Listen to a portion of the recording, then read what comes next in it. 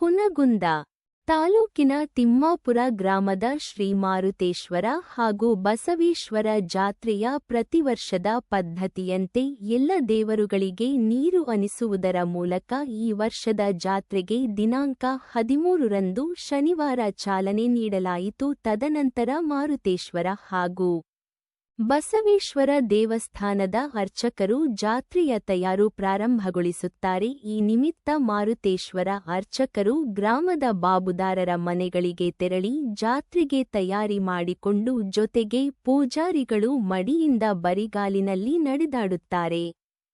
ಹಾಗೂ ಮಾರುತೇಶ್ವರ ಗೋಪಾಳದೊಂದಿಗೆ ತಿಮ್ಮಾಪುರ, ಕಿರಸೂರ, ಹಡಗಲಿ ಸೇರಿದಂತೆ ನಮ್ಮ ಗ್ರಾಮದವರು ವಿವಿಧ ರಾಜ್ಯ, ಜಿಲ್ಲೆ ಹಾಗೂ ವಿವಿಧ ತಾಲೂಕಿನಲ್ಲಿ ನೆಲೆಸಿರುವ ಸ್ಥಳಗಳಿಗೆ ತೆರಳಿ ಅಲ್ಲಿ ಶಂಖನಾದವನ್ನು ಮಾಡಿ ದವಸಧಾನ್ಯ ಹಾಗೂ ದೇಣಿಗೆ ಸಂಗ್ರಹಿಸುತ್ತಾರೆ. ಹಾಗೂ ಗ್ರಾಮದ ದೈವ ಮಂಡಳಿಯು ದೇವಾಲಯಗಳಿಗೆ ಸುಣ್ಣ ಬಣ್ಣ ಸಿಂಗರಿಸುವುದು, ಜಾತ್ರೆಗೆ ಬೇಕಾಗುವ ಸಾಮಗ್ರಿಗಳನ್ನು ಖರೀದಿ ಮಾಡುತ್ತಾರೆ.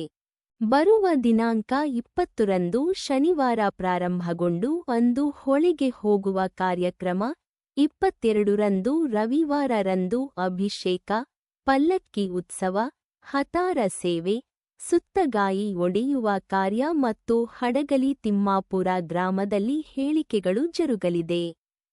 ಮರುದಿನ ಸೋಮವಾರ 25 ವರ್ಷದ ಹಿಂದೆ ಪ್ರಾರಂಭಗೊಂಡ ರಥೋತ್ಸವದ ರಜತ ಮಹೋತ್ಸವ ನಿಮಿತ್ತ ಗುರುವಂದನಾ ಹಾಗೂ ಹಾಲಿ ಮಾಜಿ ಸೈನಿಕರಿಗೆ ಸನ್ಮಾನ ಕಾರ್ಯಕ್ರಮ, ಪೂಜ್ಯರುಗಳಿಂದ ಆಶೀರ್ವಚನ ಸೇರಿದಂತೆ ಧರ್ಮಸಭೆ ಜರುಗಿ 25 ವರ್ಷದ ಮಹಾರಥೋತ್ಸವ ಜರುಗಲಿದೆ. ವರದಿಗಾರರು ಜಗದೀಶ್ ಹದ್ಲಿ.